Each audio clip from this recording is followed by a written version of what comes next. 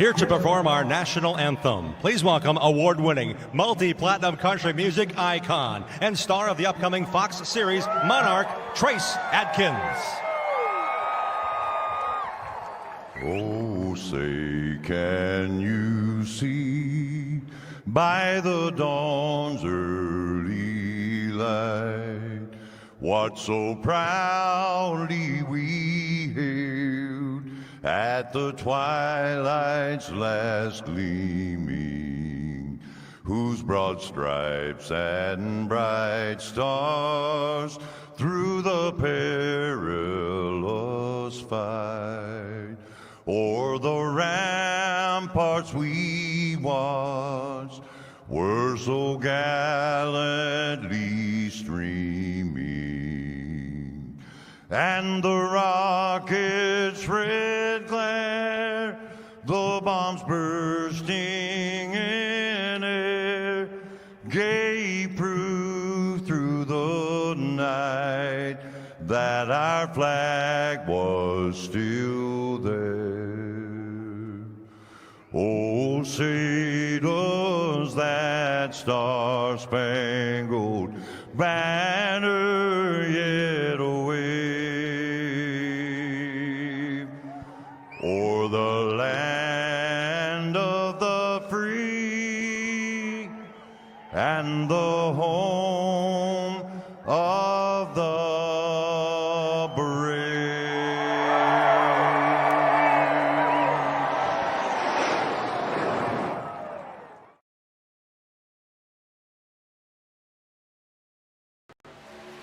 The search is over. The most comprehensive oval scoring solution is here. Featuring oval playoffs, adjust drivers per round, custom number of rounds, custom playoff points, provisionals, optional win and you're in, custom playoff displays, rookie championships, optional minimum participation, and load those results in seconds. Visit extremescoring.info today.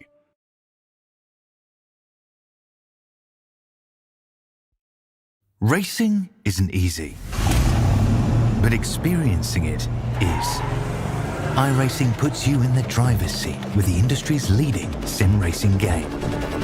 Drive on laser scan replicas of the greatest racing circuits from around the world. Go head-to-head against other drivers chosen by skill-based matchmaking to ensure competitive racing at every level. Compete across all your favorite series. In officially licensed cars, engineered to deliver the most accurate driving experience possible.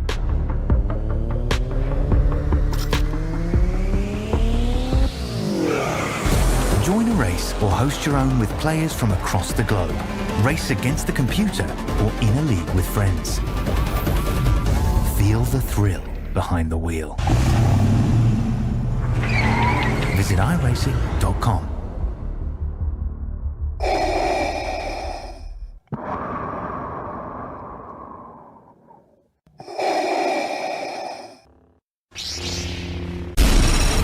From Mordor to Hogwarts to Gotham, the nerds have come together to create a show for nerds by nerds. Join nerds doing nerd things as they talk about all things nerdy. Stay up to date on the show by liking the Nerds Doing Nerd Things Facebook page. RICMOTECH, high-performance sim racing equipment. There's only one place to go, RICMOTECH.com.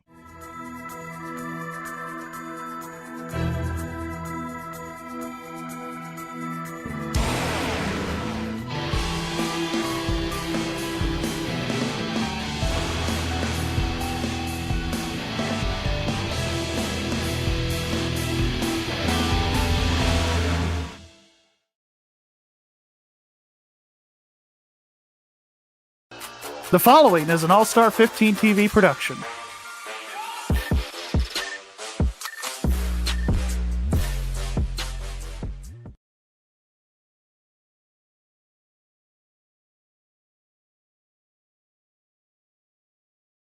Race fans, welcome to All Star 15 TV. On tonight's broadcast, it is the XMS RICMOTECH Xfinity Series live from Mid-Ohio Sports Car Course. Joining me in the broadcast booth, my one and only broadcast partner for this week, it is Mike Campiggio. AJ, how you doing tonight? Everybody watching at home, how's it going, everybody? This is a little bit different from us, AJ. Normally, we're going oval by oval by oval, but now we're doing some road course racing in Mid-Ohio. Yes, we are. And for anybody who's been following along throughout the whole week, it has been road course week on the channel. Monday we went to Montreal. Last night we stayed above the northern border in Canada and went to Canadian Tire Motorsport Park. And now we're at Mid-Ohio, Mike. This is the first time, if I'm correct on this, that we are going to see these XMS Xfinity vehicles race around Mid-Ohio. It is, AJ, which we're going to put us in for a treat here in the booth, and for our fans at home watching at home, they're going to be in for a treat here watching for the first time ever the XMS RICMOTECH Xfinity Series here in Mid-Ohio. Yeah, qualifying with just a couple minutes remaining, but while we do that, while we have it go through qualifying, Mike, kind of run down what we have for some notes for tonight, because it's the first race. But what are we expecting? Well, AJ, we're going to be expecting a wild one, I think. Mid-Ohio is a very tough road course. A lot of runoff areas that are possible for guys to get stuck in the sand trap. You know, sand trap's always a big factor when it comes to Mid-Ohio, especially in real life. Yeah, especially coming to turn 4, up the hill to turn 5. There's a huge sand trap at the end of that long straightaway. Yes, and braking. You're going to have to be really good under braking. So that's another key. And these cars, especially in these Xfinity cars, they can get loose under braking really quick. Yeah, and with that, you don't want to lock up those tires. I talked to a couple drivers before we went live tonight.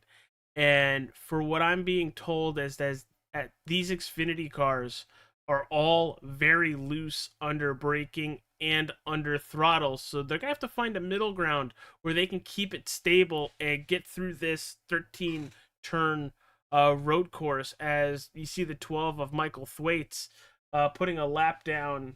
Currently, this, I think, will be his first time lap. Yeah, I believe good you are for correct. 5th. Good for 5th so far. But yeah, a lot of turns. You're really going to want to get a good launch coming out of the keyhole, which is turn 2, because that sets you up all the way down that long straightaway towards turn 4. Yeah, we're looking for a lot of passing tonight. This track does have a lot of passing zones into the keyhole, into 4, possibly into 9, and through the carousel, turn 12 and 13. Where are some of your spots, Mike, that you might be really focusing on some of these drivers to make a move? I would say especially either the last corner going in by the pit road entry, that's one, and the keyhole especially. Those two for me are like the two hot areas where we need to keep an eye on.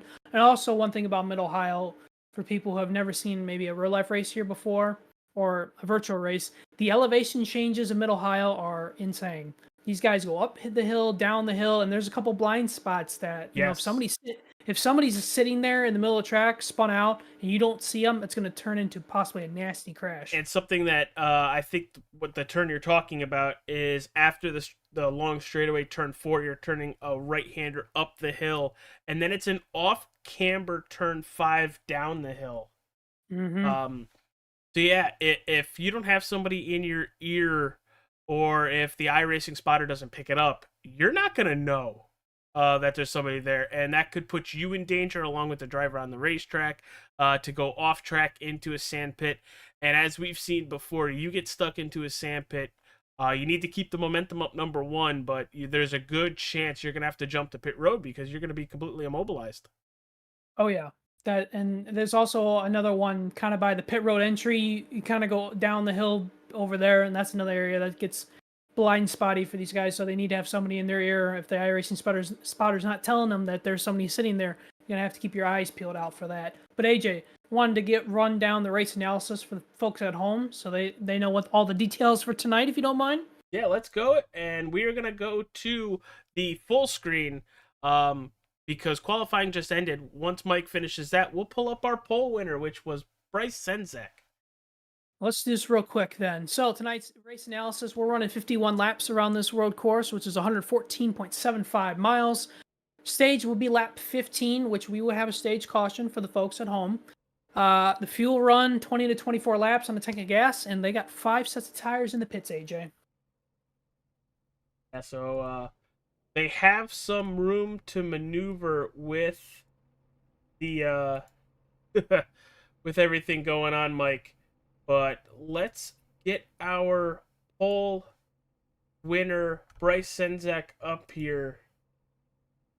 Oh, you don't have to go far. He's right here. Hey, Bryce, congratulations on winning the pole this evening at Mid-Ohio. How does it feel? And talk about your strategy without giving any state secrets away. I mean, like Ricardo would say, 50% of the job is done, so... Yeah, I feel really good in rhythm with the track, though. Hopefully, we can just put it all together and win this thing. Yeah, we do have that stage break at 15. Are you able to make it on fuel? Because for our notes, it looks like you can. So, how's that strategy going towards the stage? Yeah, I think it's going to be easy enough. Coming to the stage, it's going to depend what kind of a gap I have. I don't know if I can build a big enough one to where I can get away with pitting and then, like right before pit lane closes. So I might just have to run it out. But all right, dude. Yeah, just good to talk to you. Congratulations on the pole, and maybe we'll talk to you at lap 15 for the stage. All right. Yep. Looking forward to it. All right, Mike, let's run down our starting lineup real fast for everybody watching at home. On the pole, we just heard from him, the 09 Bryce Senzak outside pole. It is Connor Coleman. In row number 2, Michael Thwaites and Daniel Krim. In row 3, Taylor Bertram and Alan Fox. In row 4, Dennis Ansman, Kyle Miller. And rounding out that top 10 in row 5, Adam Capps, Gary Wells. Mike, take us the rest of the way. All right, AJ, in 11th place, we got Joe Torres. In 12th place is Mike Robinson. In 13th is Derek Bakhorn. In 14th is Paul Irvin. In 15th is Joshua Vidal. In 16th is Ethan Pimpley. And rounding out the field at 17th is Caleb Hatt. All right. Now that we have our starting lineup, drivers have made it to their cars. They fired the engines. Let's talk about real fast the point standings coming into tonight's race. Alan Fox, currently your points leader at 155. Joe Torres sitting in second at 140. Bryce Senzak, our pole sitter for the evening, with 138. Then Paul Irvin with 136. And rounding out the top 5, it's Gary Wells with 124. And he shares that with Taylor Bertram with 124. Mike, a lot of drivers within just about 30 to 40 points of each other. It's going to be an eventful race. You see a lot of drivers not here this evening, so that's going to pay a pretty big dividend to some of the drivers that did make the race. Oh yeah, AJ, that's for sure. So we're going to see some possible changes in the drivers' standings tonight. And here is the team championship points. Primetime Motorsports with 293, Spartan Esports with 252. Then you have Warrior Enterprises with 248, Royalty Motorsports with 157, SimSpark at 109, ACR at 71, and Gillen Motorsports at 33.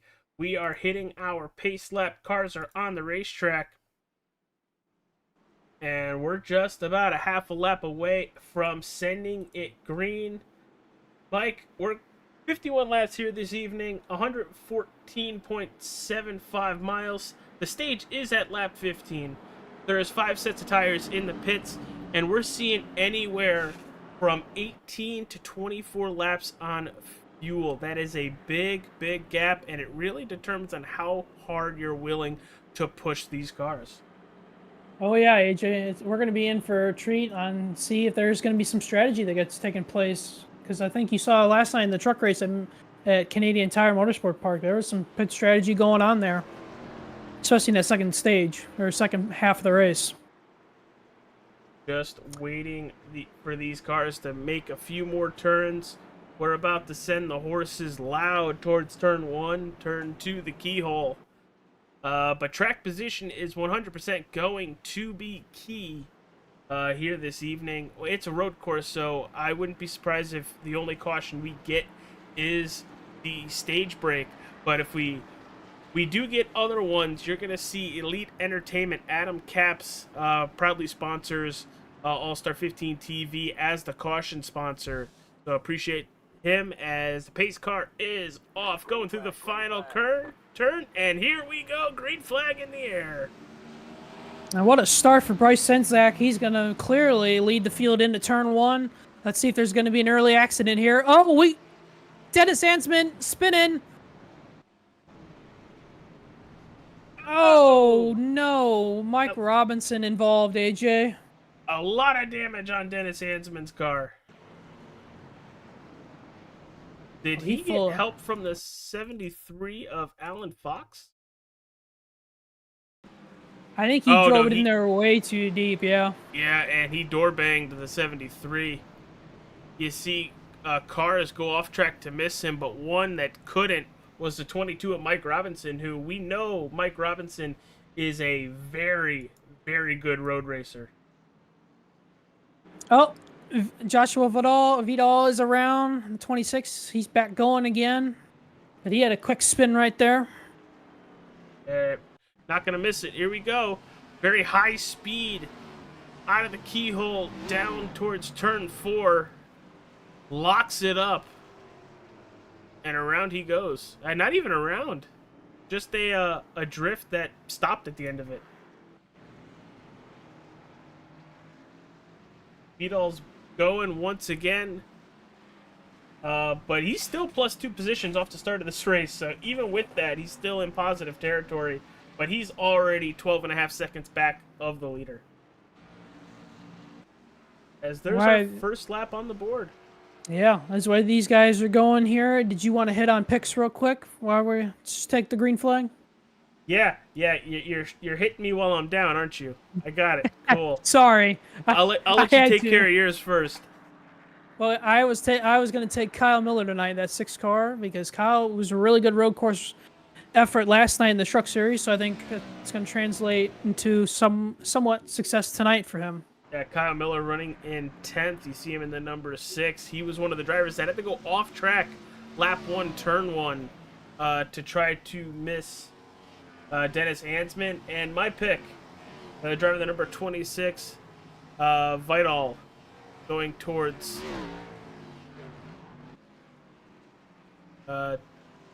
turn 4 up to turn 5. And Kyle Miller making a pass under Joe Torres there. Down the hill they went. Oh, Torres ran a little bit wide. Yeah. The drivers we talked to before the race said these Xfinity cars are very, very loose. Oh, Taylor Bertram's in it! Oh, no! Oh. Paul Irvin's destroyed. The front end of that car is destroyed. Here's the 5. We're watching it on the replay. He's going to lose it.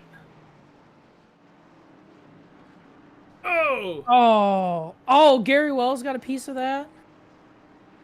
How is Taylor not holding his... There he finally holds his brake. Yeah, that...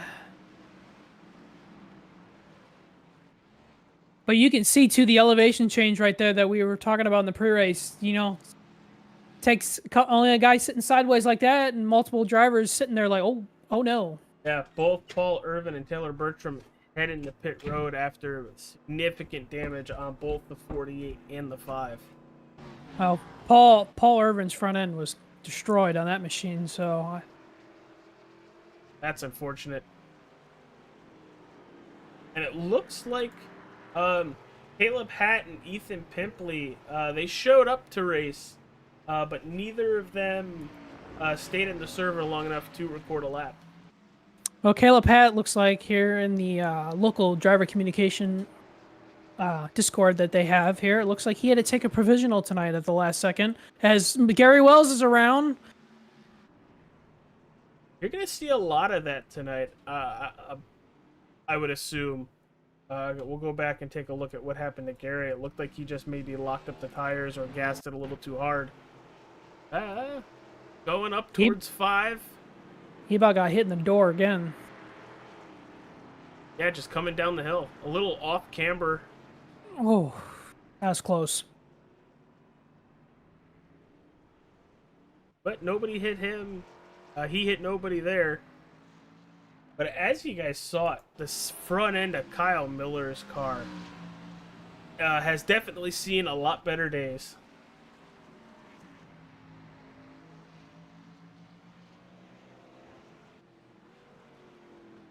But up front, Bryce Senzak leads Connor Coleman by 0.7 of a second.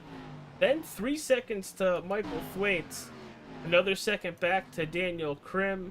And then a 0.5 second back to Alan Fox in your top 5. That's 73. You can see all the damage on that left side for when the 3 of Dennis Ansman doored him going into turn 1, just trying to miss everybody, causing our lap 1, turn 1 incident. Obviously, since we're at a road course, you're really not going to see a caution because most of it ends up off the racetrack. But Mike, early on, a lot of carnage. A lot of carnage, and that's kind of what the theme was last night in Most Sport and Canadian Tire for the Truck Series that was on the channel. So, especially, first lap of last night's race, and then the restart, we saw a lot of issues with drivers. So that's kind of what I expected a little bit tonight, just because everybody wants to gain as much time as they can, especially when you have a caution. Yeah, I'm kind of curious here. I was just going to say, when you get spread out, it's very hard to catch somebody in front of you. Yeah, you have to put hot lap after hot lap after hot lap down. And just taking a look with how loose everybody is, the track temperature is relatively very cool. Everybody you could see in the grandstands, some of them having t-shirts, but a lot of them, you see some sweatshirts and hoodies, so it's chilly out there at a nice 67 degrees with about a 7-mile-an-hour wind. But that track temp is only 79, so they should still have plenty of grip. But you see a lot of these Xfinity cars fighting a loose car. Boy, AJ, I will take 67 degrees because I know you and I are having a freeze morning tonight. So Yep. Yeah, I'm glad we're staying here. I'm currently in the broadcast booth right now in a hoodie. And I currently have a t-shirt on, which is All-Star 15 TV merch. Yeah, speaking of that, All-Star 15 TV, we have our own merch line. It's in the descriptions, whether you're on Facebook or YouTube. We have a lot of breast cancer awareness merch. Any proceeds off of those purchases, just like the one Mike made, will go to the Susan G. Komen Fund. So if anybody would like to support the channel and buy some merch, proceeds will go towards, for what I know, a very good charity to make sure the women have the testing they need. For sure. Great cause. Very great cause. WWE every October, you and I are huge fans of them. That's like Childhood Cancer Awareness Month. I have Connor's Cure. I'm not associated with them. This isn't myself going to them or them coming to me about it. It's just stuff I want to be able to contribute.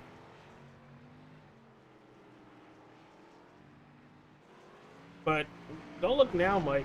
Connor Coleman is putting down some good laps. Yeah, he's starting to close in there on the leader. And I think where he closes in on Senzak is the technical portions of this racetrack. It seems like that 09 gets really good from the keyhole all the way to turn 4, where he gains a lot of speed there. But just look, those last couple turns, 0.2 off the board for Coleman. Which is not surprising because a lot of these drivers can be better in the technical parts of this racetrack, and while others can be better when it's a little bit more, how am I gonna word this? A little bit more, faster, and you're putting the throttle down more than you are braking, like on the straightaways. Vidal and Miller coming through the carousel. That 26 has been very fast the last couple laps. Just ran a lap right around where the leaders were. He's going to be wanting to see that stage caution. Absolutely. And he's plus 8 positions. That is huge early on in this race. And once he gets that stage caution, I wouldn't be surprised if he jumps even more drivers. Yeah, Josh is a very good road course racer. He's very underrated at these types of racetracks. So he's in position tonight to have a really good run.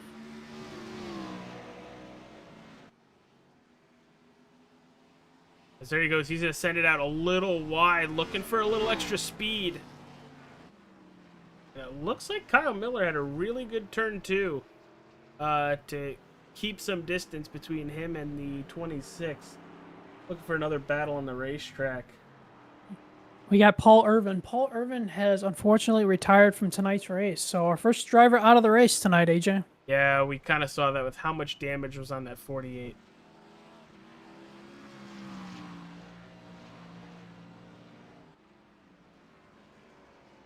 Very unfortunate. I know he was looking forward to it because he did have a decent run last night. But completely two different race courses, Mike. It is, yeah. And two entirely different cars versus trucks. One has more power than the other, so it's very hard to do 2 nights in a row like this on 2 different style of races. You got to put in a lot of effort going in on the sim before we hit the actual racetrack. Now, you'll be able to answer this better than I can as we're watching one of the closest battles we have on the racetrack. When you do 50 laps last night at a Canadian Tire, different, we did the trucks, and then we go to Mid-Ohio, completely different race course and car. How much does that affect muscle memory? Because just as you got used to one course, you now have to throw it all away and relearn another course and try to get out of certain habits you made throughout that race. Yeah, it's a hard balance to find because you gotta do equal practice time and equal amount of tracks, and the muscle memory it's gonna take a little bit to come back once you're used to doing something last night versus tonight. But you have some of these guys who didn't race last night, which maybe they'll have a little bit of a leg up on the competition, but also a little bit of these guys that ran last night. If you didn't hydrate yourself or good enough after last night's race, you're going to be cramping up tonight. There's a few drivers that I knew last night that were cramping up. And me personally, my shoulders were really sore and my right knee was killing me last night after that race. Yeah, I can just imagine those left, right, just constant and constantly having to be on point. It's not like an oval where you get into a rhythm and you're in the same turn every 20 to 30 seconds, where you're able to just hold that rhythm as much as possible. With anywhere from 10 to 14 turns that you need to apex, brake, accelerate out of. It's difficult because each turn was different, and then you have to remember where you're braking, remember where you're throttling. Shifting is a big thing. So there's a lot these drivers have to remember. It is, and it takes a lot of skill and a lot of memory to do this type of stuff. But the guys who do it best will have great success, and I envy those people because I struggle on road courses. And you can see Adam Capps into 2. He is closing in on Mike Robinson. He's had a couple really good laps. He is right under 2/10, about 3/10 right now. Very nice. You can see how nice and smooth he is with the wheel, setting the car up putting it where it needs to have these nice runs. Look for a possible pass towards the keyhole. He tried passing him the last lap in the keyhole, but he couldn't get a run off the keyhole that would allow him to get the pass done. So we'll see if he learned from that this time as we head down there. He's closer, but I don't think he's going to make it. He's down to 2/10.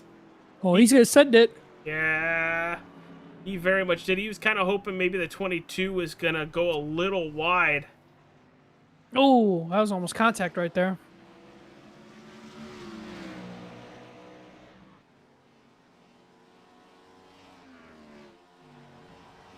The closest battle on the racetrack we have right now.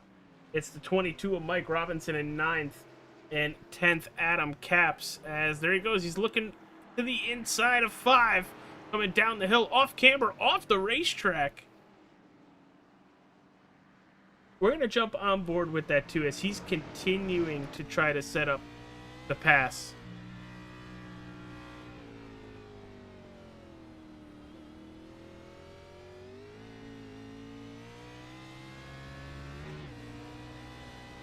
Look at the run he gets.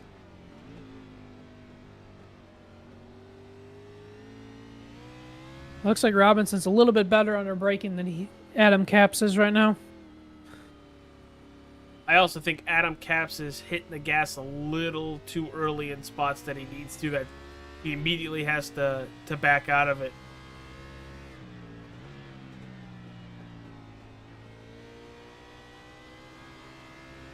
That was a good turn 1, a little loose, but a good turn 1.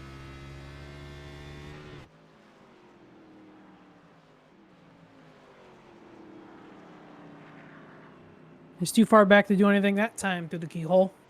Yeah, if I was Adam, I would have apexed it late so he had a better hole shot coming out of the turn. But he is pressuring that 22 really difficult right now to hold on to a pretty wheel if you're the 22, because that 2 of Adam Capps is just so much faster.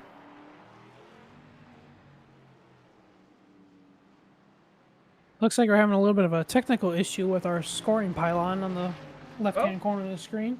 Yeah, thank you for catching that. We are closing up on the end of the stage here already. Leaders are on lap. How long has it been like that, Mike? Only a minute or so. Oh, okay. But we are closing up on the end of the stage. Leaders are on lap 12. The stage is lap 15. So we're closing in the last 3 laps of this stage. And the pit road will close in a lap or so. Apologize to everybody as we try to get it all fixed up and good to go.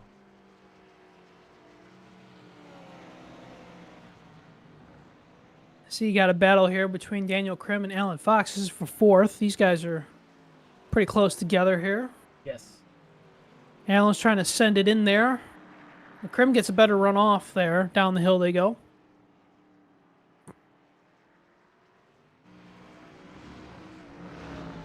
Alan probably has... I don't want to say he has like actual damage. It might just be body damage, but from that turn 1, lap 1 door smack that the 3 gave him, I wonder if it's affecting the driving of that 73. It could, but he's going to like to see the stage caution coming up and bring it down pit road and see if there will be any optional or required repairs, which I don't think it'd be required. I think it would be more than optional, but who knows? Yeah. Under caution, and especially since these laps are very long, that could very much work out in his favor to fix. And anybody who has damage could work out in their favor.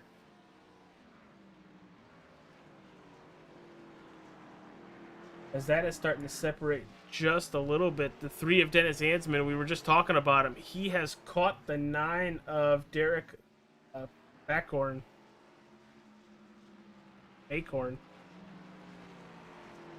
Adam Capps is looking to the inside of Mike Robinson here. We're going down into turn 1. Oh, now he's going to be on the outside of the turn 1 or turn 2, the keyhole here. Yeah, if he can hold it there, he's going to have a nice run off the turn, but Mike Robinson's going to overshoot it.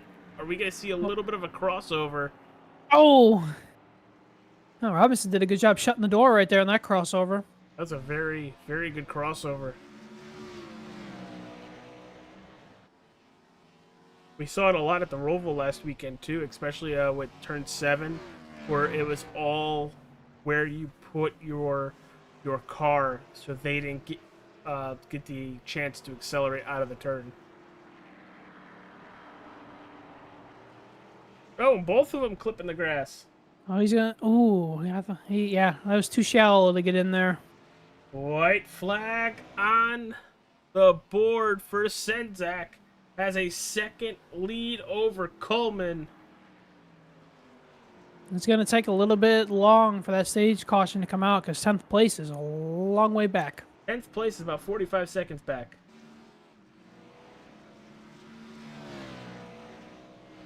And currently, we only have one driver a lap down. That's Taylor Bertram. He's going to be very happy to see that caution come out because he will get the free pass. Thanks, Jake. Appreciate the kind words, dude. Thank you very much. For anybody watching at home, hit that like button, subscribe, follow. Hit the bell so you don't miss anything on YouTube. If you're on Facebook, hit the follow button. TikTok, follow button. Come chat with us. The YouTube chat is open. We will see anything you guys put. Chase, what's going on, pal? Haven't seen you in a little while. Senzak through the final couple turns. And just because he takes the stage, he does get the win. But stuff can happen before that yellow comes out. And Taylor's gotta hope that Bryce doesn't pass him again because he might go 2 laps down right here. So Taylor's probably doing all he can to try to stay in front of him. Yeah, he's gonna have to stay in front of him for at least another 45 seconds.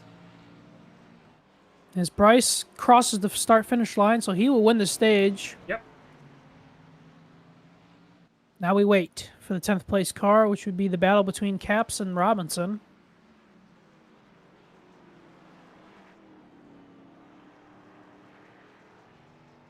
Looks like Capps was able to get around him, too.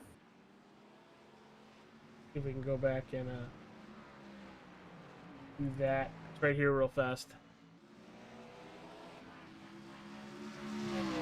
Right out the keyhole.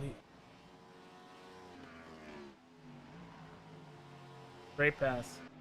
And we should be getting the stage right here. Now, there it is.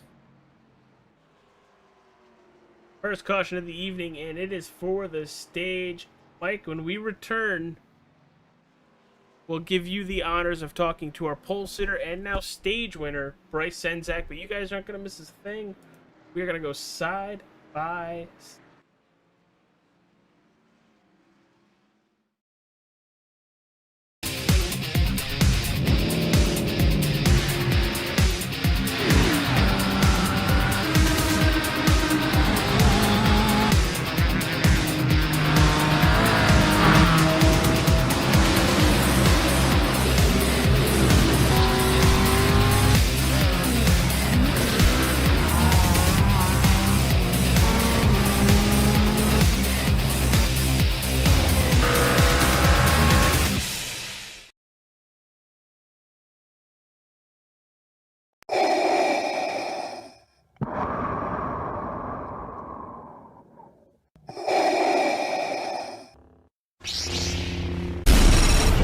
From Mordor to Hogwarts to Gotham, the nerds have come together to create a show for nerds by nerds.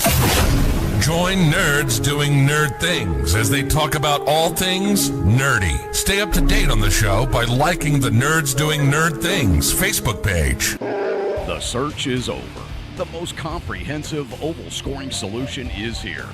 Featuring oval playoffs, adjust drivers per round, custom number of rounds, custom playoff points, provisionals, optional win and you're in, custom playoff displays, rookie championships, optional minimum participation, and load those results in seconds. Visit extremescoring.info today. RICMOTECH high-performance sim racing equipment. There's only one place to go, RICMOTECH.com.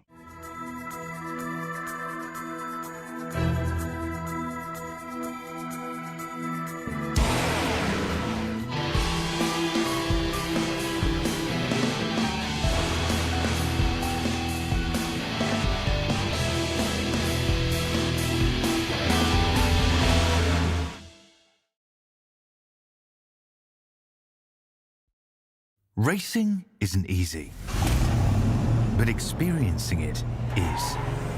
iRacing puts you in the driver's seat with the industry's leading sim racing game. Drive on laser scan replicas of the greatest racing circuits from around the world. Go head-to-head against other drivers chosen by skill-based matchmaking to ensure competitive racing at every level. Compete across all your favorite series. In officially licensed cars, engineered to deliver the most accurate driving experience possible.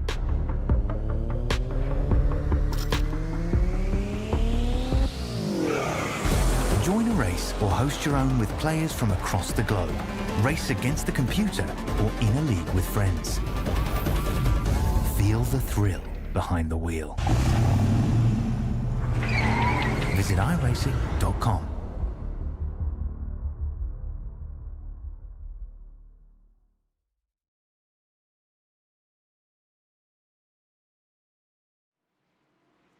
Welcome back, everybody. Remember, hit that like button, subscribe, follow, check out all our sponsors in the description. But Mike, I think it's time for us to talk to our Stage 1 winner, who happens to also be our pole sitter. Here you go. Here is Bryce Senzak. Bryce, it's Mike and AJ in the booth again. You got us. Yeah. Man, stage winner right there. Talk about your race car so far through stage 1 and what you're anticipating here as we go into stage 2, the second half of this race. Car feels amazing. I could pretty much hit my marks every lap. Throughout practice, I felt Connor was fast. I just didn't know how race pace would be, but he's been keeping me honest. So I think it's going to be between us on how this thing goes. But I think I have a little bit better of a long run than him. I mean, there's still a lot of racing left, so hopefully I can hold him off, try and pull away here. Yeah, it seems like you two have the really two dominant race cars here through the first stage. I saw that first restart that we had today was very chaotic. Any concerns on this restart with the aggression level? Maybe going to be a little bit higher, knowing once it gets spread out, it's hard to pass. I'm just hoping to have him cleared out of one and go from there, and yeah, just gonna play it by lap pretty much.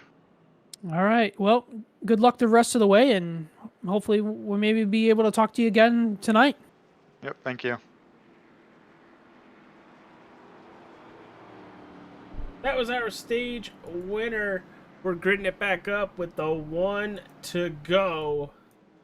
Mike, are you ever wanting that energy boost that you just can't seem to find?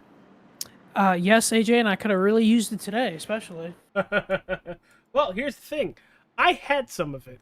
And let me tell you, with a very weird work-related hour, like I went in early, very early, and instead of a coffee that might give you the jitters or might give you other issues that you really don't want, I brought my Dubby, and it was pitcher fruit punch meets limeade, and Ooh. I gotta tell you, it was really good. It hit the spot, gave me that energy boost at 4 o'clock in the morning that I needed. And for everybody at home, you all can save 10% by using code AS15TV, and of course we're talking about Dubby Energy. I was really surprised when they came on board and I started testing it out, because I won't pass it to you guys if I don't think it's any good quality, and I gotta tell you, it's pretty good quality. Now, speaking of W Energy, I don't want to break some breaking news, but W Energy's now the sponsor, one of the sponsors now for Warrior Enterprises going forward. Yeah, Congrats to you guys. But yeah, we're just a couple laps away. This caution period and all caution periods here on All-Star 15 TV are brought to you by Elite Entertainment. That's Adam Caps in the 2. Go check him out if you want any information on that. He would be the best bet for you guys. But that pace car is about to take a turn off the racetrack. And we're about to go green, Mike. What are you expecting? Like the first restart of the race, I'm expecting some chaos right here, as TJ would say. Chaos! Chaos! Enough to where we put that on a shirt too, and here we go. Green flag in the air. Oh, Adam Caps is around behind the field. He keeps it going. Oh, and he loops it. And he doesn't hit anything, which is really good for him.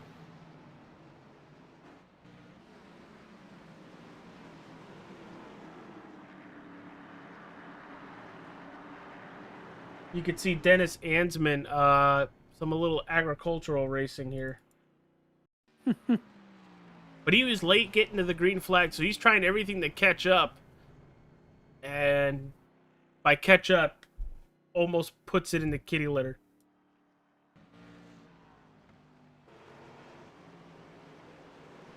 But here we go, Mike. We bunched everybody back up. It's time to really see if anybody has anything for that 09. Michael Thwaites moving up a couple positions. He's currently in second. Then you have the 23, Connor Coleman, who finished second in the stage. Daniel Krim, who started fourth, running fourth right now. But that 26, plus 10 spots, 15th to 5th. Joshua Vidal, absolutely burning it down on the racetrack tonight. He's gained a lot of position since that first lap spin that he had. And if anybody remembers earlier in the broadcast, when I said he gained a lot on the initial start, he gained 3 spots on the restart. He's putting himself in a very good position.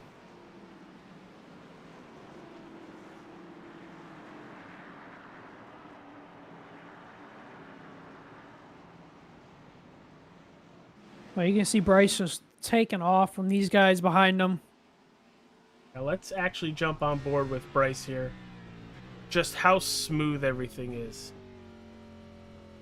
And talking with Gary last night, I made the analogy where I forgot who said it. In like a butterfly, out like a lion. And he's very easy entering these turns, but you could hear him throttle control the whole way around.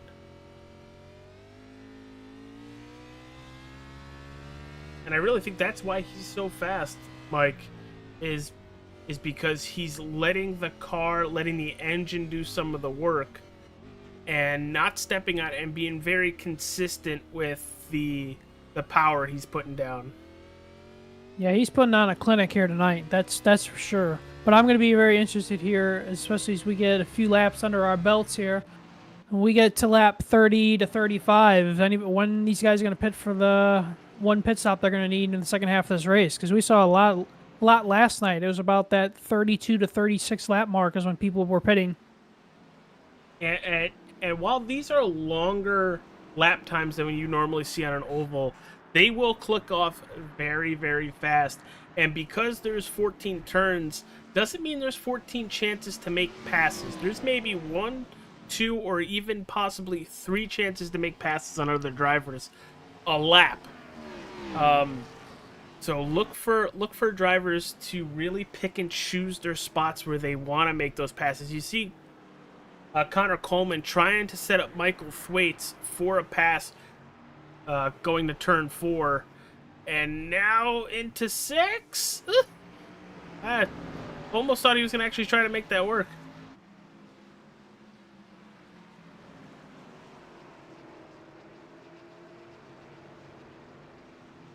But Senzak is literally gone. He's going to be roasting marshmallows by the end of this race. That's what he's going to be doing.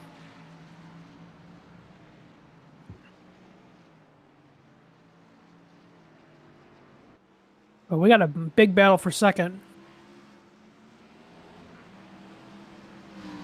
And there it is. Connor is trying his best to set up Thwaites. I think Connor knows because he's seeing Bryce get further and further away in his windshields. And, you know, Connor was hanging with Bryce in that first stage, and he's just trying to get ahead of Thwaites to try to go and catch him.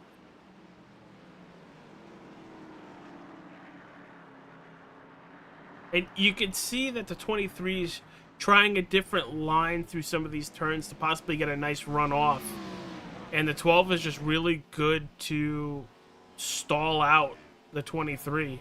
And that's opening the door to the 47 to catch back up. Avery McDonald, thank you for subscribing to All-Star 15 TV, dude. Here's some Stone Cold.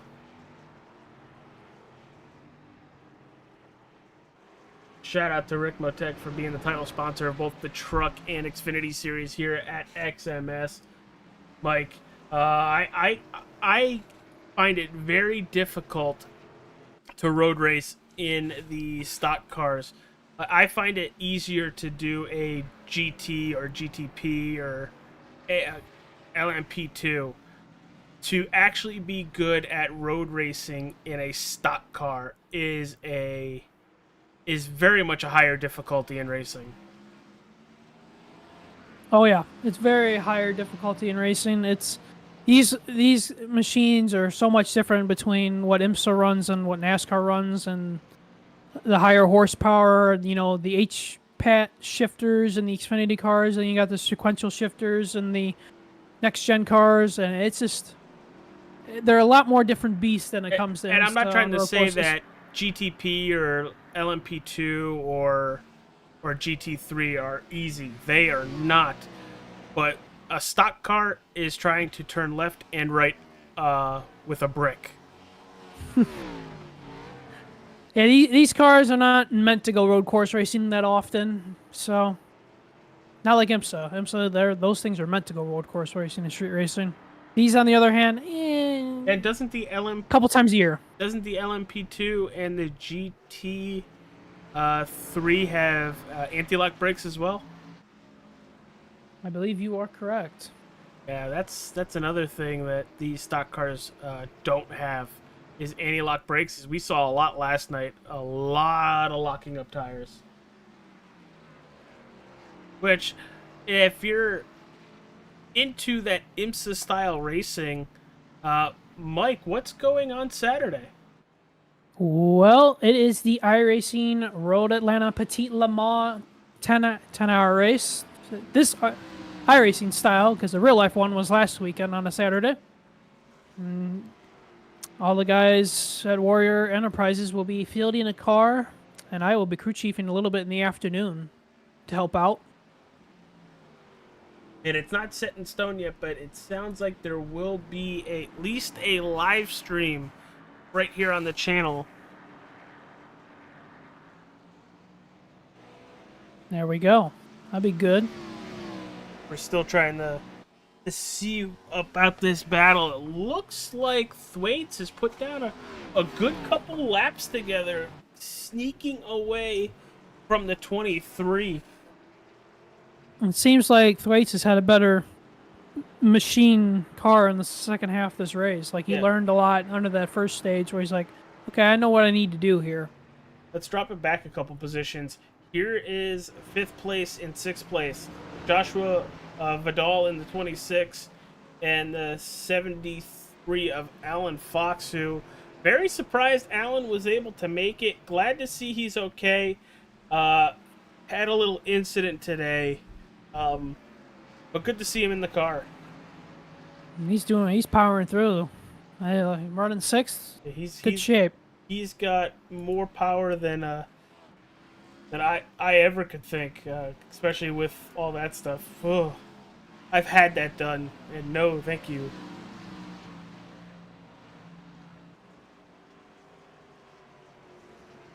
Oh, Connor was off there. He got back on.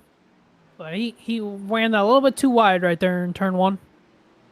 Yeah, that's bringing him even closer to Daniel Krim. Daniel Krim trying to progress further in the running order. He started 4th, he's in 4th. And if Connor Coleman really starts making those mistakes, you're going to see another battle on the racetrack.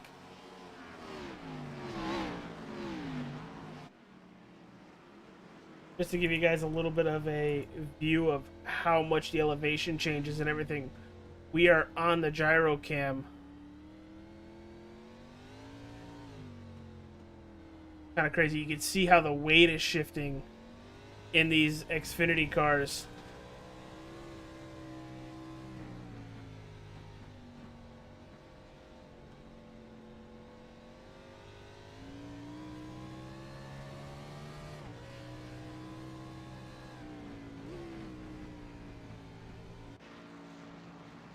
Make sure everybody has all their weights tight and everything. You don't want to be underweight at all. A lot of Hendrick fans very upset about that on Sunday. Yeah, it makes me think that since they're not appealing, that they don't want NASCAR to find out what they were doing. Well, I don't think the evidence that they would have brought to that would have even helped them, to be honest. But I mean, the one thing they tried it the week before with Junior Motorsports. Yeah, right. And the one thing they could have used was the onboard camera from Michael McDowell, because when Alex Bowman hit that little turtle thing, you could see something shoot out of that car. Yeah, for all we know, that could have been a piece of rubber or something. But they would have definitely have used that as that was something coming off our car that weighed a disgusting amount. Well, and speaking of NASCAR, they're going to be going to Las Vegas, round 8. Both round 8 starts this weekend. Got Xfinity and Cup there in Vegas.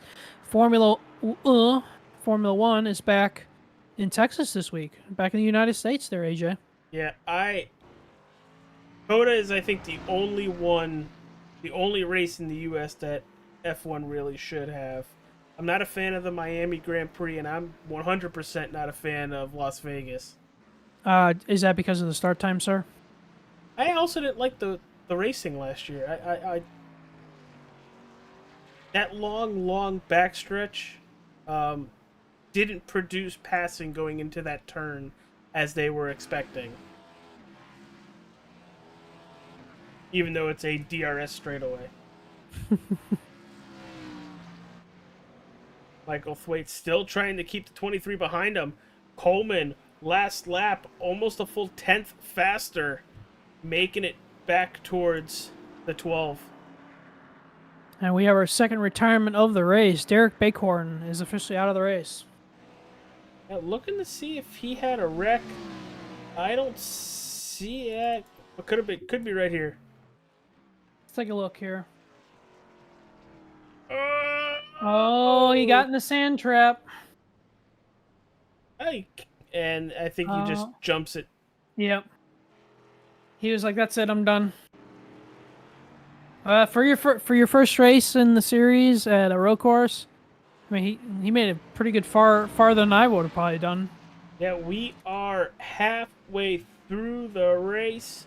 Glad to have you all with us. You're watching All-Star 15 TV's broadcast of the XMS RICMOTECH Xfinity Series live from Mid-Ohio Sports Car Course. You're watching the battle for P2, Michael Thwaites and Connor Coleman. We're going to go side by side. You're not going to miss a thing. We'll be right back.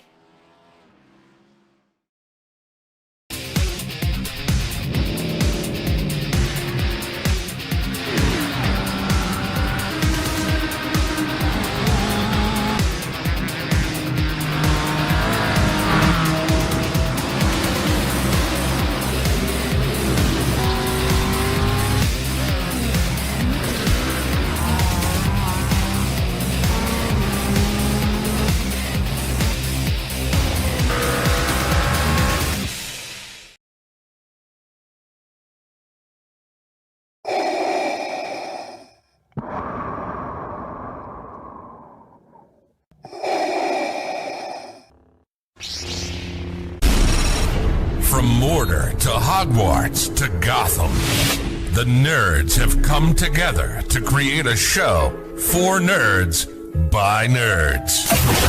Join nerds doing nerd things as they talk about all things nerdy. Stay up to date on the show by liking the Nerds Doing Nerd Things Facebook page.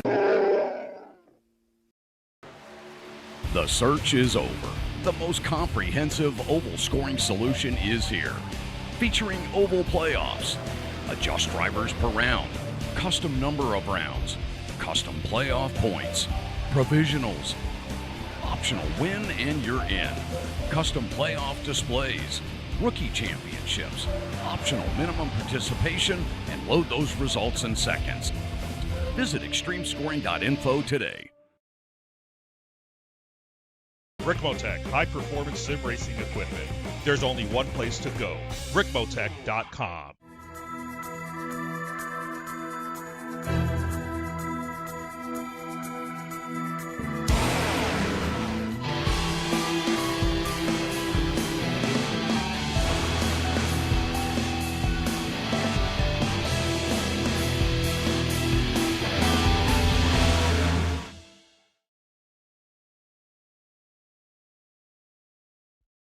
Racing isn't easy, but experiencing it is.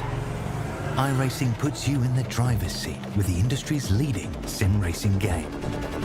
Drive on laser scan replicas of the greatest racing circuits from around the world. Go head-to-head against other drivers chosen by skill-based matchmaking to ensure competitive racing at every level. Compete across all your favorite series. In officially licensed cars, engineered to deliver the most accurate driving experience possible.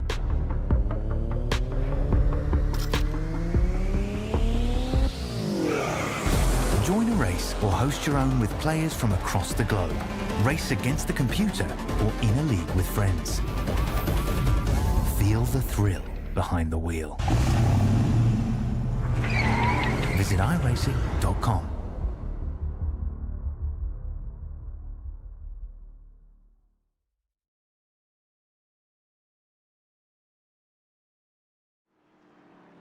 And we are back. 22 laps remaining. And Mike, let's break down the race that we've had so far. Senzak has got the pole. He's got the stage win. He's led every single lap of the race so far. We have 22 laps to go. That's kind of where we sit. Our biggest mover of the race is Joshua Vidal in 5th. He's plus 10. Our biggest negative of the race is Taylor Bertram. He's minus 7. But Mike, let's talk about pit stops. What are you expecting with some of these drivers, and when do you think they're gonna pit?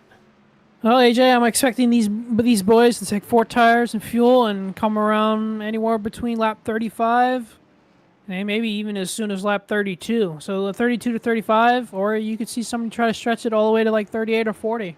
But it's going to be a battle between how late do you want to get fresh tires? Do you want them earlier in the run, or do you want them later in the run? Yeah, just looking at that, Mike, kind of the range we're seeing. We'll use Bryce Senzak as kind of the barometer. His fastest lap of the race is a 1:28.46, and he pit on 16, so he's looking at about 15 lap old tires. His last time by was a 1:29.74, so just under a second and a half of fall off. And that is pretty good fall off, and that has been steady fall off. It wasn't a cliff. It was maybe a 10th here, a 10th here, 10th here, but he is still by far the fastest. Kyle Miller's off. Sorry, AJ. Kyle Miller is off in the grass. He didn't get into the sand trap, but he's into the grass, and he's kept on going now. He might end up with a slowdown, but with how many times he's going to hit a turn, he might just run with it.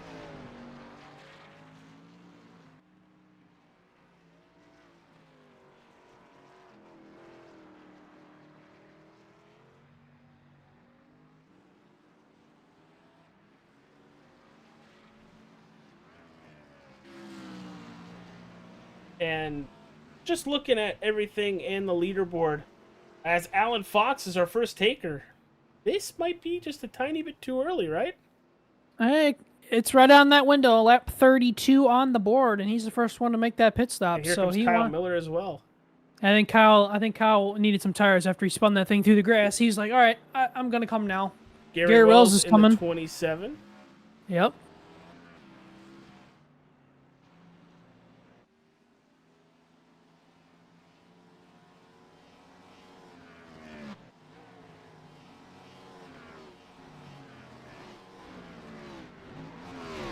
Pretty good for these drivers, not able to use up all their stuff and make it last for the full run. I know it's really difficult, especially with these Xfinity cars. A lot of drivers were talking about how loose they were. They're able to keep these cars underneath them. You don't see a lot of wheel spin coming out of the turns, and I'm guessing that's why they're able to go a little bit longer than some of the drivers. Because we saw Kyle Miller a couple times clip the grass or even almost spin into the grass.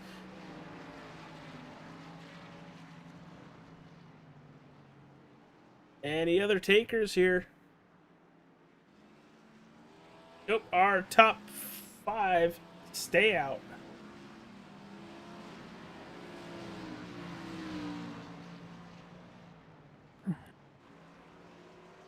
Yeah, these top 5 have pulled away from the rest of the field. I mean, it's like 30 seconds back to 6th. Yes. Yes. From Vidal to Torres, you're looking at about 16 seconds. So I can see why some of those guys from 6th on back decided to pit a little bit early just to see if they could do something to try to catch up. And you know, that is something that what is always said, if you do the exact same thing as the people in front of you, you're just going to stay where you are. Uh-huh.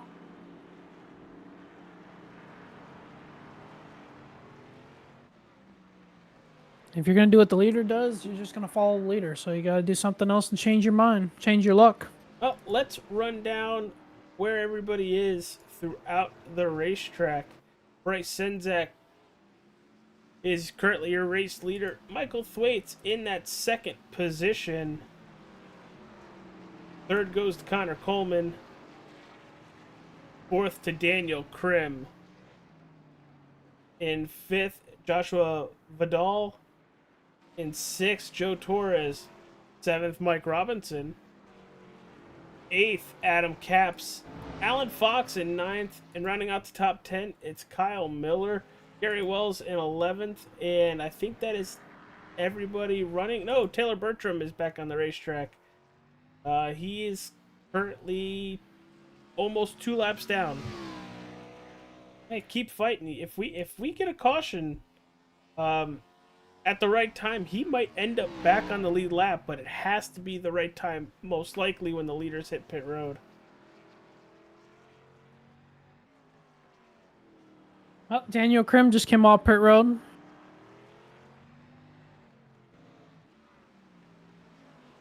So Krim was on pit road getting his fuel and tires.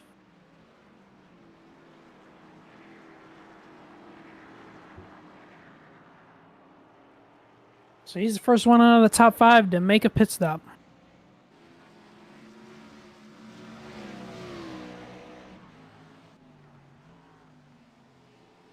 See Daniel Krim right there.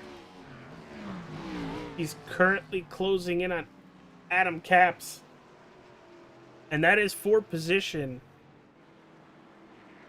He went from 4th back to 8th.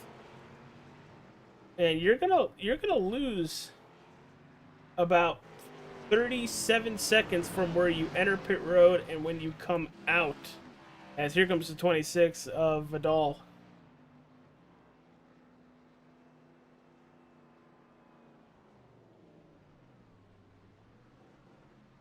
Remember, this very much could be the money stop.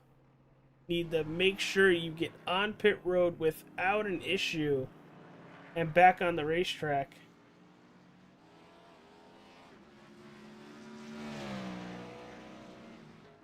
Let's see where the 26 is going to come out in comparison to Daniel Krim, and wow, a big difference, almost 3 seconds of a difference. And they were about a second apart of each other.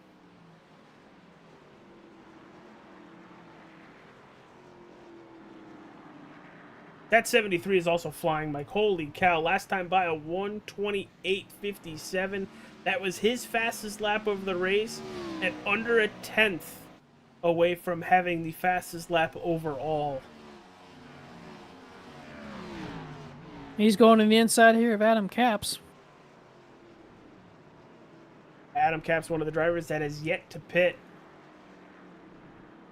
Here comes Taylor Bertram. He's hitting pit road right now. Waits, Holman, both on pit road. If you're Senzak, do you think that has to pull you down pit road, or are you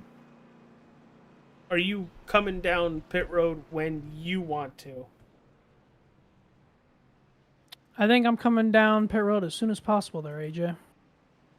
Yeah, because as we're looking at it, Fox is significantly faster on new tires.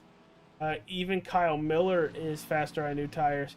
Here comes Robinson and Adam Capps.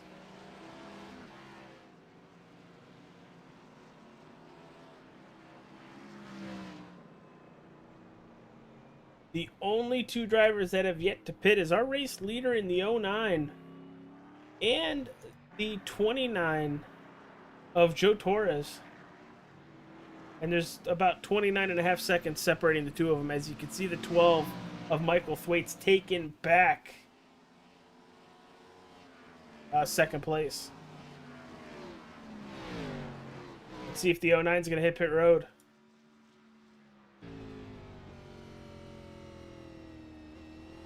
Going through the last couple corners. Is he going to hang the left and go straight into pit road? Yes, he is.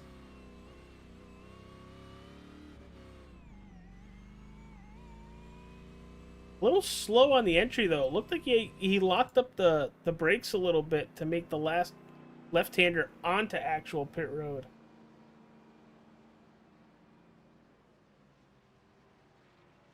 Gonna take his stop in the first pit stall, which he received for being the pole sitter. 4 fresh Goodyear Eagles, Mike, and fuel. Adam Capps with an issue. He's cutting the grass, and there's a lot of damage on that right rear. I have to see what happened here. Oh, there's already damage on the right rear. Probably from that spin out at the end of at the beginning of the second half race.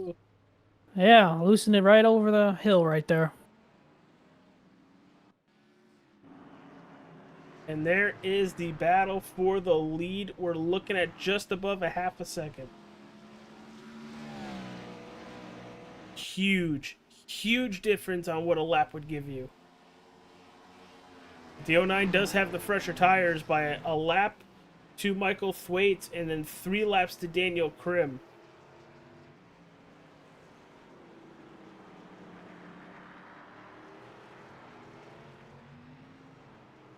See if Thwaites and Krim have anything for Bryce. This is going to be a battle to the finish now. You got all your pit stops done. It's time to settle in for the finish. We're already closing in on 14 laps remaining.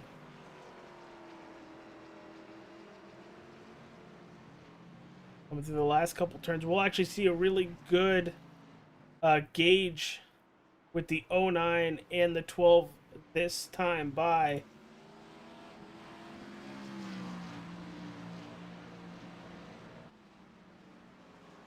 Wow. Michael Thwaites with a 1:28.89 and Krim with a 1:28.73. As I say that, he's well off the track. He was dirt tracking it right there. Dirt tracking it, kept on going. So Mike, I had a little birdie tell me that you and Gary are very close to restarting a certain podcast on the channel just with more content now. Yes, AJ, we are getting super close for that coming out on the channel. Glad for you to let us crash your set. So hopefully that will be starting here within the next few days to a week. Yeah, I'm really excited for it. Not just racing, it's gonna be a full sports podcast right here on All Star 15 TV. Whether it's NASCAR, IndyCar, IMSA still, could possibly throw a little MLB, NHL, college basketball, college football, NFL, maybe NBA, depending on what's going on in the league. But I'm excited for you guys. It allows you to be able to keep going all year round and not close up shop for the winter months. Exactly. And especially with all the sports going on here in October. I mean, it's a busy time in the sports world right now. It's a good time to be a baseball fan, as Senzak betters his fastest lap time by almost half a second. A 1:28.04. All right, well, Thwaites was closing in after that pit stop until that last lap. As Nate in the YouTube chat goes, "Go Canes." You mean go Whalers. But everybody, you're watching the XMS RICMOTECH Xfinity Series live here on All Star 15 TV. Hit that like button, subscribe, follow. Check out all our sponsors in the description. Thank you to Adam Caps for being our caution sponsor with Elite Entertainment. I'm Agent Capola, Mike Campigio. You're not going to miss a thing. We are going side by side.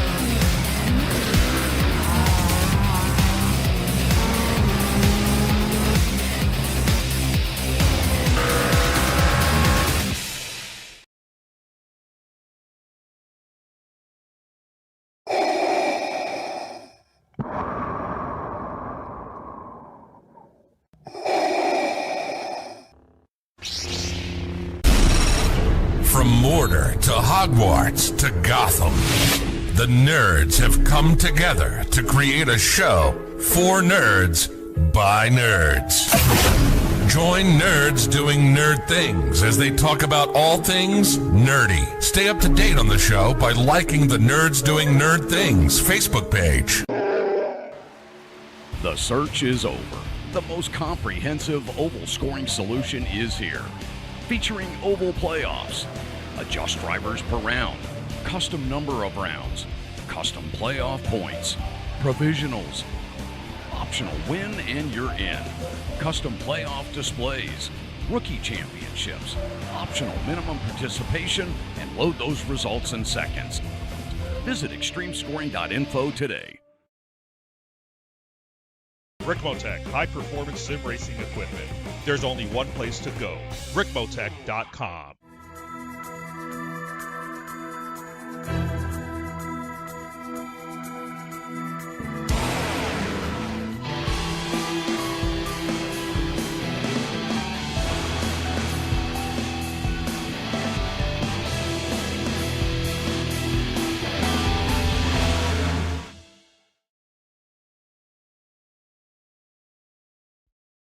Racing isn't easy, but experiencing it is.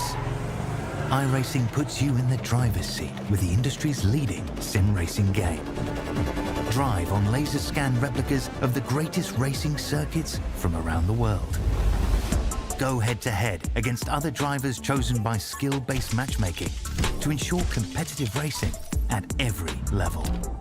Compete across all your favorite series. In officially licensed cars, engineered to deliver the most accurate driving experience possible.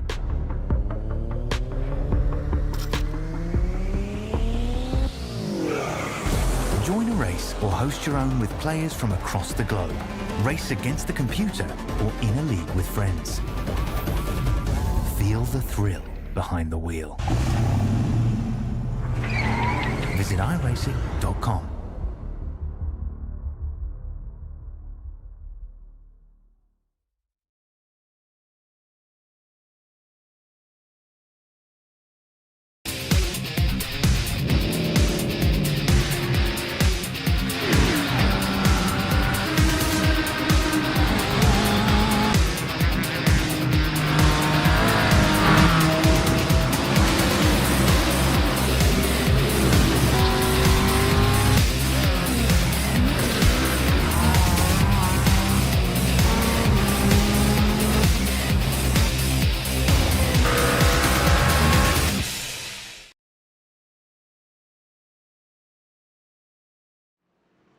Welcome back, everybody. 10 to go, coming to 9 to go. Your race leader in the 09. It's Bryce Senzak, Michael Thwaites sitting in second, Daniel Krim in third, Connor Coleman in fourth, and in fifth, rounding out the top 5, plus 10 spots still.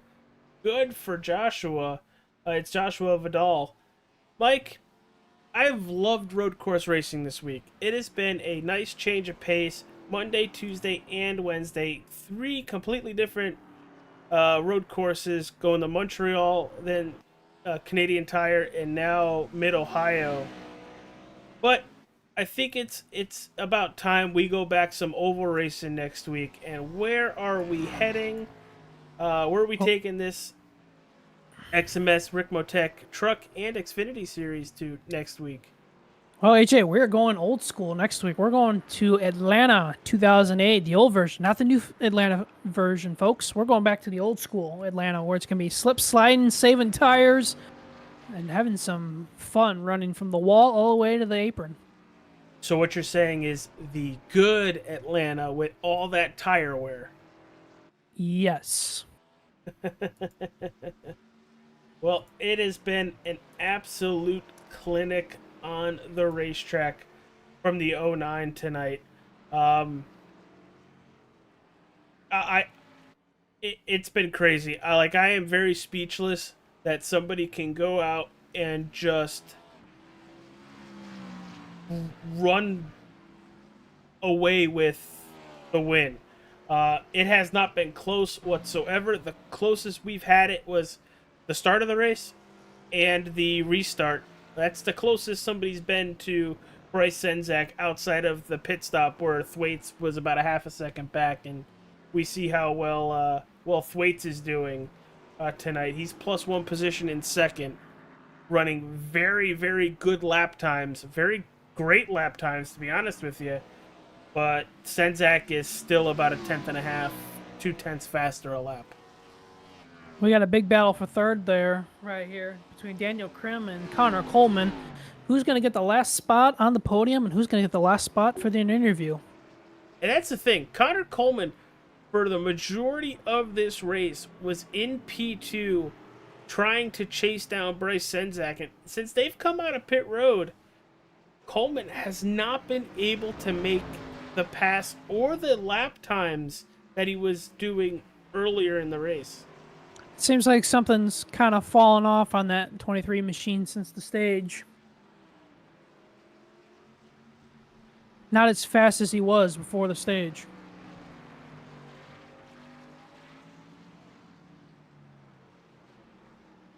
But, I mean, he's trying all he can to get past the 47 without hitting them. And Daniel Krim is doing exactly what he needs to. He's running third right now. He has should by no means say, hey, you're faster, get going, because he's running good lap times.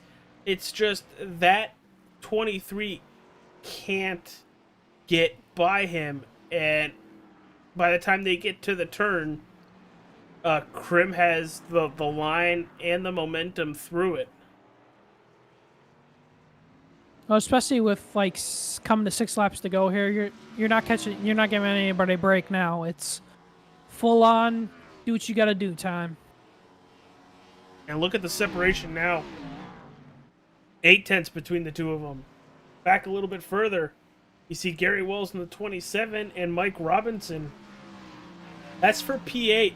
Robinson the last couple times by. That time 0.4 faster in the 22 to the 27.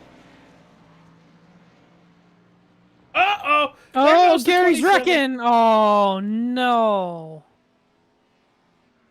It's like he heard us. I think he heard like, you. I'm being talked about.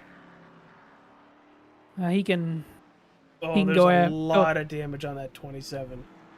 He can talk about it next Tuesday on the broadcast.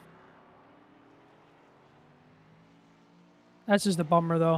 He was running as high as he was running tonight, in about 8th position right there.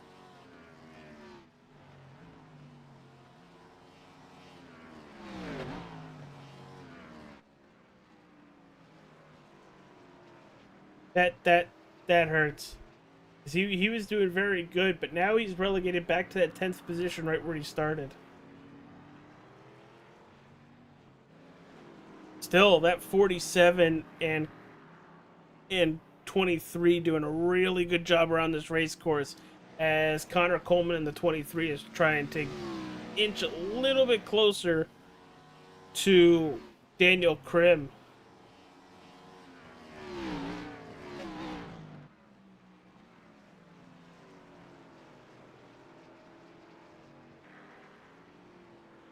Everybody in the chat is saying, I curse Gary, I cursed Gary. That's the old broadcaster curse. And it happens more than you would imagine. It's kind of scary.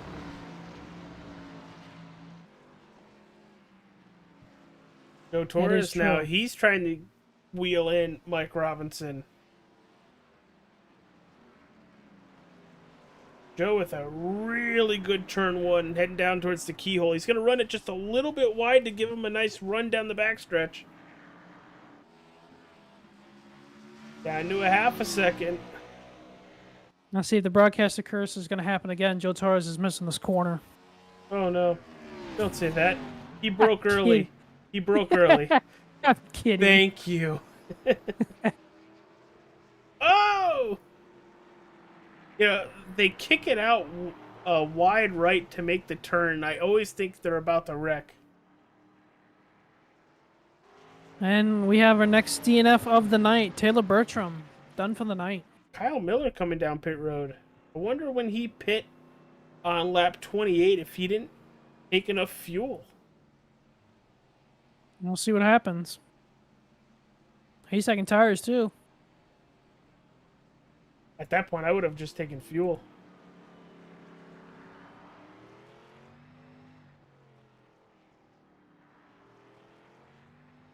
Maybe he's going for fastest lap. I don't know. Yeah, it's a thing. Also, hard charger is a thing. And as long as Joshua stays where he is, he can lose a position or two if needed. He'll still get that point for the hard charger. But Torres, another good turn one, heading down towards the keyhole.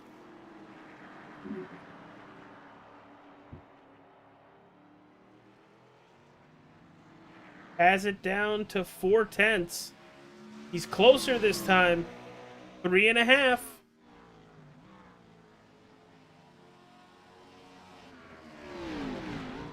He's just very conservative on the brake pedal, not trying to overcook and end up in the sand.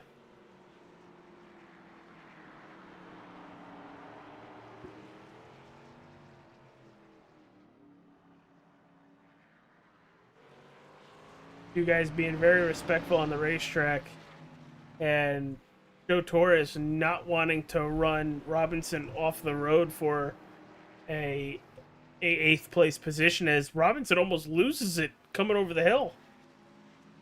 He did almost lose it coming over that hill.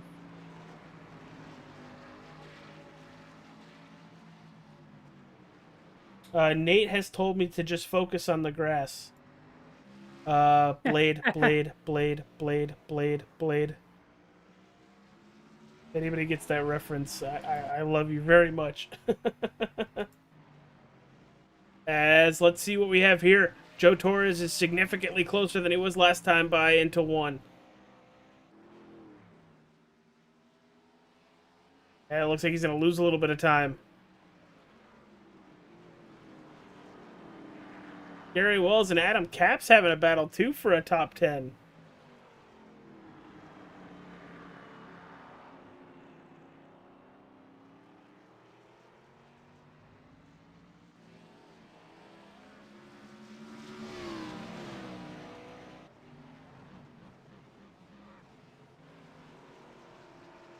Little bit of a gap between the 22 and the 29.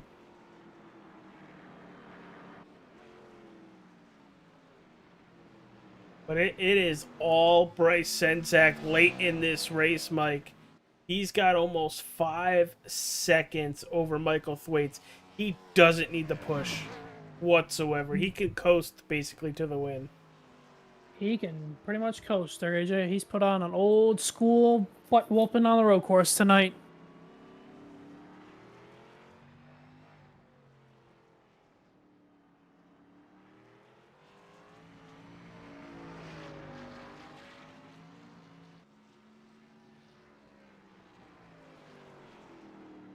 And we are coming to 2 to go. That's dual popsicle sticks up in the air.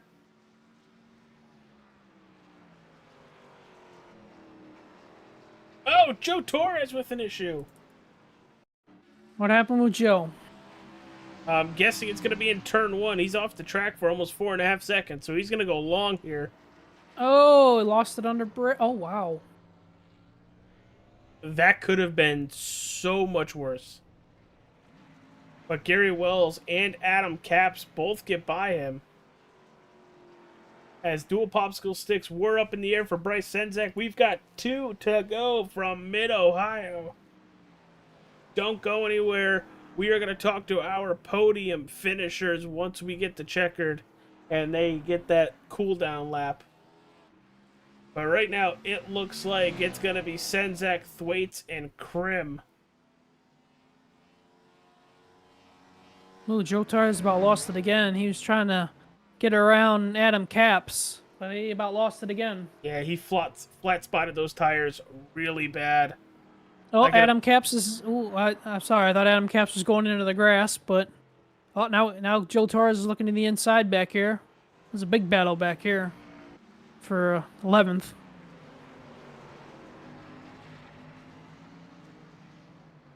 Gary Wells and Adam Capps trying to hold on to a top 10 finishing spot. You got to think about it. They got to go a whole another 2 laps because the leaders... And Bryce Senzak's going to be coming here on to the last corner, and he's going to be taking that white flag sponsored by... The Wrestling with Nerds podcast. New episodes every Sunday evening on the Nerds Doing Nerd Things YouTube channel. Currently well over 500 views on their last video, which is wild. They break down August and September WCW versus WWF. Joe Torres is making it side by side while you guys are watching the leader, but he's going to back out of it.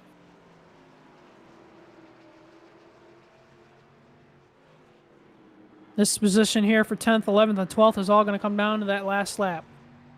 Yeah, absolutely. As they're going through 6 and 7.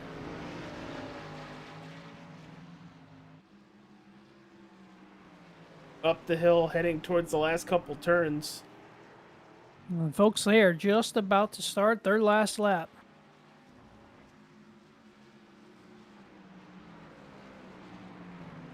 Oh, Gary's in the grass. He's going to lose positions. And just like that, he is out of the top 10. He's got to hope one of these guys make a mistake here as they come for the white flag themselves. And they have a whole nother 13 turns as there goes Joe Torres to the inside. But we are going to flip back to our leader, Bryce Senzak, through the final turn. He's going to win the Mid-Ohio race for the XMS RICMOTECH Xfinity Series. That's going to be Michael Thwaites. Daniel Krim in fourth. You have Connor Coleman. Fifth, Joshua Vidal. Alan Fox in sixth. Seventh, going through the last couple turns now, is the sixth of Kyle Miller. He's on an island all of his own. And Joe Torres is catching. He's all over the back bumper back here for ninth. Oh, he gave Adam Caps a little bit of a shot.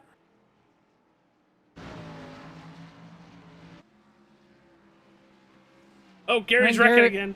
And he's wrecking again. He's in the grass. He's going to finish 11th, it looks like. These two are battling for 9th and 10th, coming to the checkered. Does Joe Torres have anything left through the last couple turns? He's going to send it. He's going to have one last passing opportunity right here. Ooh, closed in real tight. Oh, he's got to get a good run here. They're going to be side by... No, they're not. Adams is going to shut the door. Great job, guys. Great job to round out the top 10.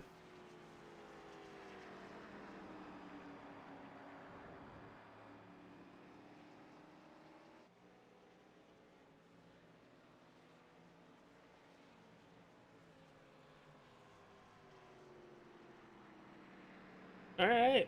Before we get to our podium interviews, let's look at the race results. Senzak with the win over Michael Thwaites by almost 6 seconds. Daniel Krim in third. Fourth, Connor Coleman. Fifth, Joshua Vidal. In sixth, it's Alan Fox. Seventh, Kyle Miller. Mike Robinson in eighth. Ninth, Adam Caps. And rounding out the top 10, Joe Torres. In 11th, you have Gary Wells. Taylor Bertram in 12th. 13th, Dennis Ansman. 14th, Derek McCorn. 15th, Paul Irvin. Ethan Pipley and Caleb Hatt did not take a lap, but they are scored in the 16th and 17th position, respectively. Mike, what a butt-kicking of a race for a lot of these drivers, but for the most part, that 09 just ran away with it and hid all night.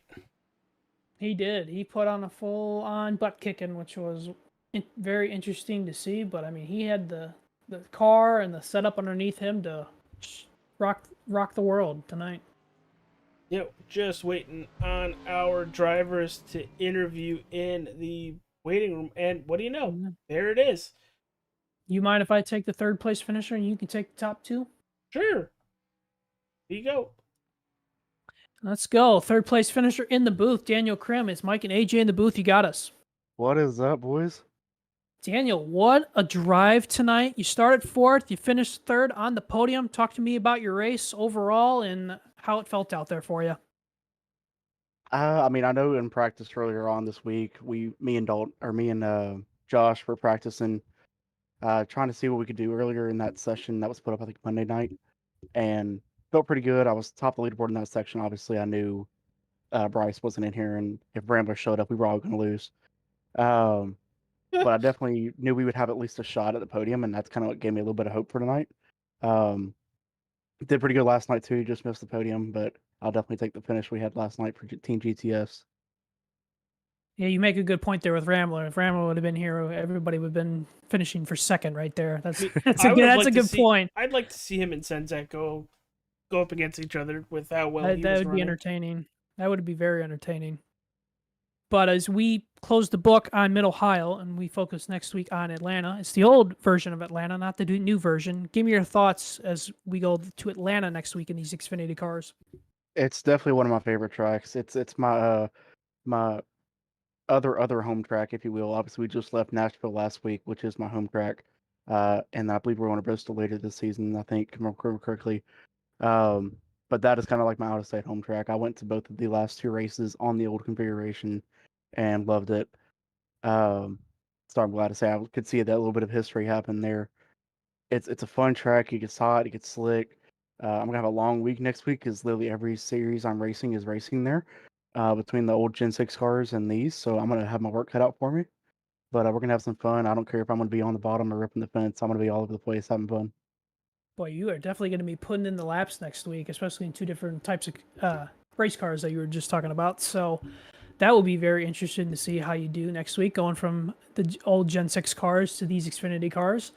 But before we let you get out of here for the night to celebrate this 3rd place finish, are there any sponsors you'd like to plug? Well, first I want to give a shout out to Josh for starting as far back as he did, literally the last of the field, and to come up and finish where he did. I believe he finished 5th. So shout out to him. I know he won't give himself credit for that, but he definitely had to earn it, had to keep the car on track as much as possible. So want to give a shout out to my Team GTS teammate there. Definitely got to give a shout out to the boys at Browns Motorsports BMS Off Road. It's SEMA crunch time. We got only a few weeks left to get all these trucks done. So shout out to all the guys at the shop to putting in the late hours getting these trucks done. Definitely give a shout out to you guys, All Star 15. Been happy to have y'all in the car last season, and still happy to have y'all in the car this season, and be supportive of y'all's brand. Wrestling with Nerds podcast, of course, GTS Concepts, where the birthplace to Team GTS came from, and then the Beard Struggle, of course, use Crim 20 for 20% off at beardstruggle.com, and then a Hutch Built PC, or Hutch PC, I should say. And then also it is October, so shout out to my Aunt Dawn, who just beat cancer earlier this month. She's the reason for that pink ribbon on the C post. Hell yeah. Hell yeah. Shout out to everybody there. And then, of course, shout out to RICMOTECH Equipment and everybody for putting this series on. And shout out to Kevin. Hope he's doing well. I know he's having a hard time right now. Hell yeah. What a shout out right there. That's great. Anybody that can beat cancer, especially this time of year with Breast Cancer Awareness Month, I mean, that's outstanding. I hope she beat it good, like to the point where it's afraid of her. Yep.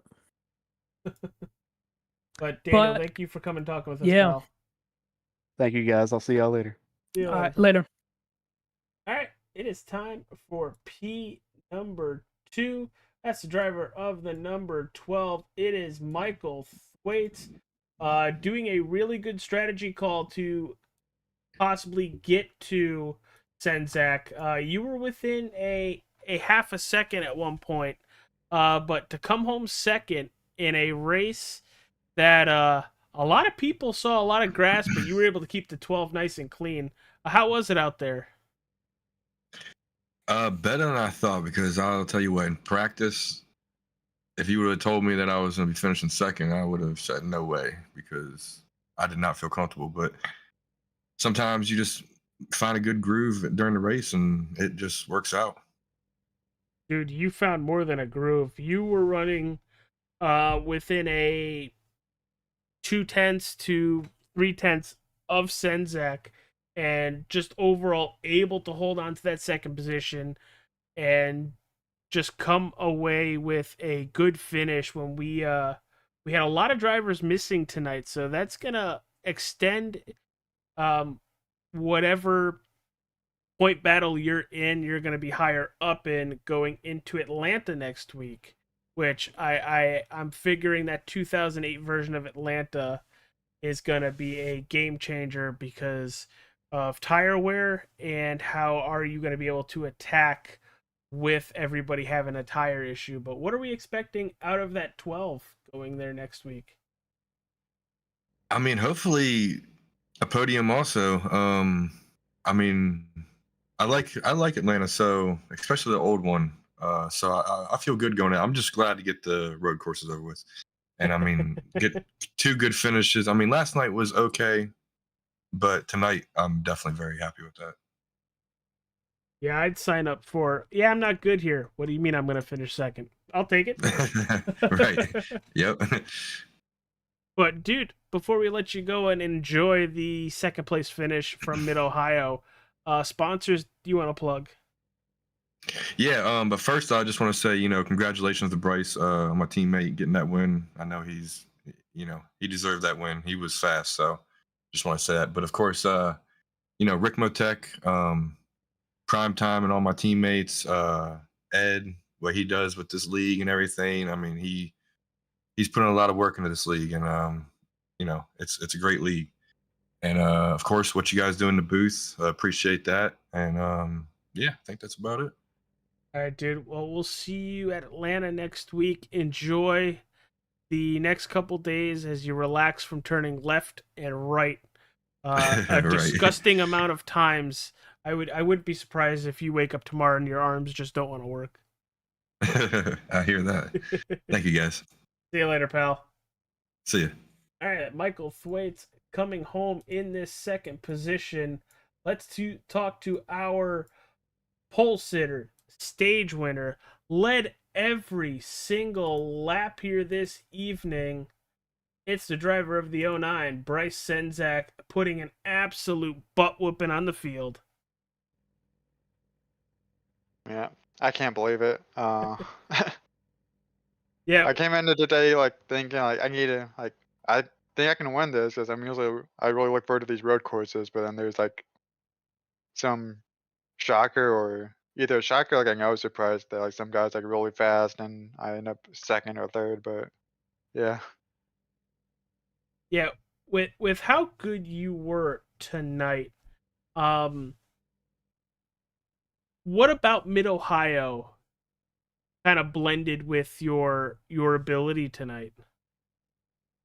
I don't know if I would just say just mid Ohio, but it's like I can always go to like most of these road courses and just pick my spots and just get into a rhythm. Because I mean, I did about like I don't know, like maybe a 30-minute practice earlier in the week to get somewhat used to it, and I pretty much just had it down how I wanted to run it and felt really comfortable with like the brake bias, steering, and all that stuff. So Yeah, dude, it was really fun watching you on the race course tonight. I haven't seen that big of a butt whooping since Kyle Busch at Coda a couple years ago, and I think either the truck or the Xfinity car where I think he won by like 45 seconds. But we go to Atlanta next week, the 2008 version with all the tire wear you can imagine. What are we going to expect from the 09 there?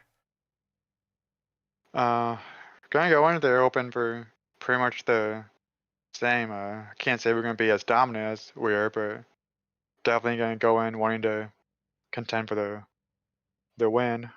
Definitely looking forward to it because I think I speak for most people and they say this is the better Atlanta that we're going to. So Yes. just definitely looking forward to that. Well, dude, before we let you go and enjoy the podium finish, the win. What am I saying? Sponsors, you want to plug them? I mean, thank you guys for the broadcast. Ed Morris for all he does for this league. RICMOTECH, Searing on Racing. Shout out to Celsius, Spoiler Diecast. Good run for Wasting ID had me nervous midway through that last run. I don't know if I just got out of rhythm and I was being too conservative, but he ran me down and I barely just got out ahead when the pit stop cycled. And after that, I was like, I need to just buckle down, and I win. I extended that lead as much as I could to show how much I really wanted this. See, I didn't say it on the broadcast, but I thought you were just playing games with him at that point. I was like, hey, you're within a half a second, and then you come back in a couple laps. It's like, hey, that's a 5-second lead now. Yeah, I definitely didn't want to cut it as close as I did, but I felt like I would have to react to when the guys behind me pitted and ended up being like a lap later, and I was kind of like watching that relative time like to go down. Like, okay, it's 10 seconds. We got to hurry up to the stop, and then I got confused with the lap car, thinking that was Thwaites for a second. I'm like, I gotta go, and then pulled it off. Dude, once again, congratulations on the win this evening. Enjoy it. We'll see you at Atlanta next week, and take care, my friend. Yeah, thank you. You guys too. All right, Mike, break her down. Well, AJ, that was a great change of pace, I think, on the channel for the last couple nights. All 3 different style road course racings every single night on the channel. And I think tonight Mid-Ohio proved to have its chaotic moments and also proved to have some domination out of Bryce. So I'm looking forward to getting back on the oval next week at Atlanta. Hey, everybody. On both Tuesday and Wednesday nights next week, the RICMOTECH Truck Series and the RICMOTECH Xfinity Series coming to you live right here on the channel from Atlanta Motor Speedway. Enjoy the weekend. Have a good one. We'll be back same time, same place. See you later, everybody.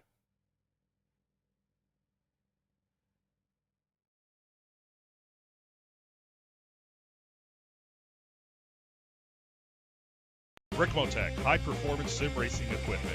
There's only one place to go, RICMOTECH.com.